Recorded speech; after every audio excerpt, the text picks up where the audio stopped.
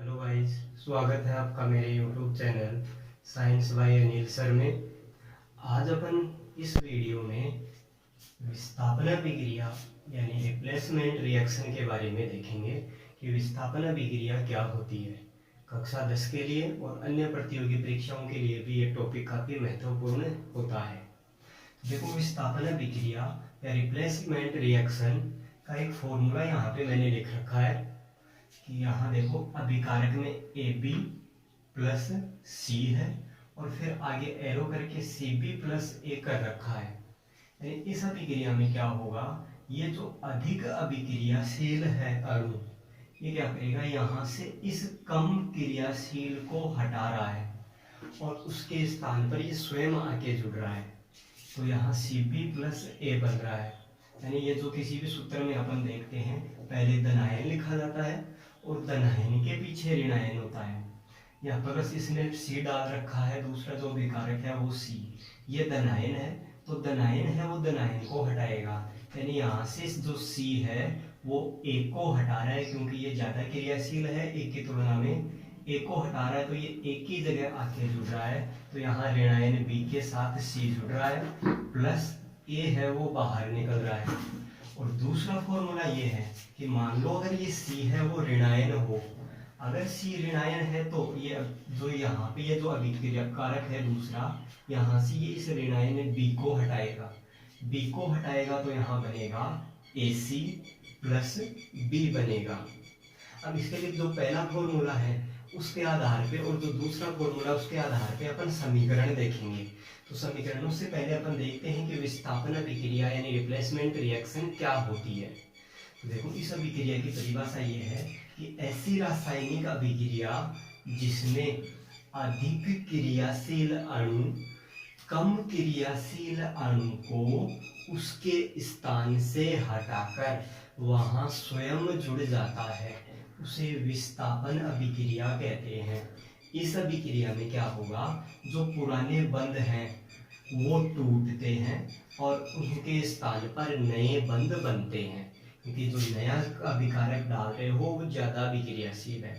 अब इसके लिए देखो एक समीकरण है, कॉपर सल्फेट का जो जलीय विलयन है कॉपर सल्फेट का, इसमें अपन जिंक डालते हैं तो जिंक इस कॉपर से ज्यादा अभिक्रियाशील है, क्योंकि जिंक भी धनायन है और कॉपर भी है वो धनायन है। ये कॉपर से ज्यादा अभिक्रियाशील होने के कारण यहाँ से कॉपर को हटाता है और उसकी जगह खुद आके जुड़ जाता है ZnSO4 यानी जिंक सल्फेट बनता है और कॉपर को ये उसके लवण विलयन से विस्थापित कर देता है, कॉपर बाहर निकल गया।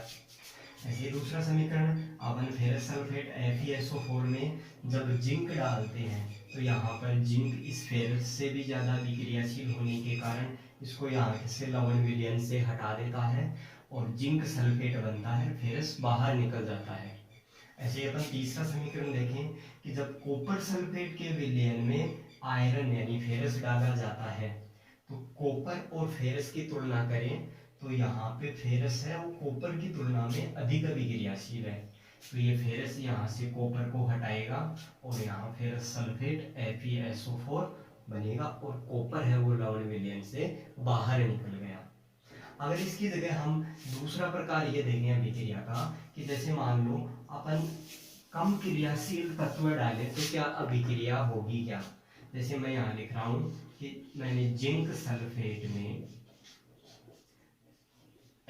फेरस डाला है तो क्या आगे अभिक्रिया संपन्न होगी, तो हम कहेंगे आगे अभिक्रिया नहीं हो सकती, क्योंकि जिंक और अपन फेरस की तुलना करें तो यहाँ पे जिंक ज्यादा अभिक्रियाशील है और उसके लवण विलयन में जो फेरस डाला जा रहा है वो कम अभिक्रियाशील है, तो ये जिंक को नहीं हटा पाएगा, तो यहाँ अभिक्रिया संपन्न नहीं होगी। ठीक है गाइस। इसके अलावा आगे अपन देखते हैं जो दूसरा फॉर्मूला लिया कि ऋणायन ऋणायन को हटाता है, तो उसके लिए भी एक समीकरण देखते हैं। और वो समीकरण ये देखो, hydrogen sulphide H2S, hydrogen sulphide, इसमें जब ऑक्सीजन गैस प्रवाहित की जाती है तो यहाँ ये ऋण विद्युतीय तत्व है, ऋणायन है ऑक्सीजन, ये यहाँ से इस ऋणायन को ही हटाएगी, क्योंकि अब सल्फर और ऑक्सीजन की जब तुलना करें तो ऑक्सीजन सल्फर की तुलना में ज़्यादा अभिक्रियाशील है, तो ऑक्सीजन यहाँ से सल्फर को हटाएगी और यहाँ बनेगा H2O प्लस S, सल्फर बाहर निकल जाती है। अभी ये समीकरण संतुलित नहीं है, तो इस समीकरण को हमें संतुलित करना होगा। अब समीकरण संतुलित कैसे करते हैं, तो देखो समीकरण का संतुलित करने का तरीका क्या है कि दोनों तरफ तत्वों के परमाणुओं की संख्या को बराबर करना होता है, वो समीकरण संतुलित माना जाता है। तो इसमें देखो इधर हाइड्रोजन के 2 परमाणु हैं, उत्पाद में भी हाइड्रोजन के 2 परमाणु हैं, हाइड्रोजन बराबर है। सल्फर अभिकारक में 1 है, उत्पाद में भी 1 है, सल्फर यहाँ पर भी बराबर है। ऑक्सीजन अभिकारक में 2 परमाणु और उत्पाद में 1 ही परमाणु है, तो इधर भी हमें 2 करना है, उत्पाद में भी। तो इसमें सबसे छोटी पूर्णांक संख्या के गुणांक का उपयोग किया जाएगा, यानी इस 1 को कितने से गुणा करना पड़ेगा कि इसके बराबर 2 हो जाए। तो हम जानते हैं 1 को 2 से गुणा करने पे ये 2 हो जाएगा, जिससे भी गुणा कर रहे हैं वो सूत्र के आगे लिखा जाएगा। तो यहाँ 2 लिखते ही हाइड्रोजन है वो 4 हो गया, इधर हाइड्रोजन 2 है जो पहले बराबर था, लेकिन यहाँ ऑक्सीजन को बराबर करने के लिए अपन ने जब यहाँ 2 लिखा तो हाइड्रोजन है अब वो 4 हो गया। इधर हाइड्रोजन 2 है, इधर इसको 4 करने के लिए इस 2 को कितने से गुणा करने पे 4 होगा, तो हम जवाब देंगे कि यहाँ 2 से गुणा करने पे। अब हाइड्रोजन भी बराबर, लेकिन जैसे ही यहाँ पे 2 लिखा जा रहा है, 2 लिखते ही सल्फर है वो 2 हो गया, इधर सल्फर 1 है, तो इधर भी सल्फर को संतुलित करने के लिए हमें यहाँ 2 लगाना पड़ेगा। इस प्रकार ये अपना समीकरण संतुलित हो गया।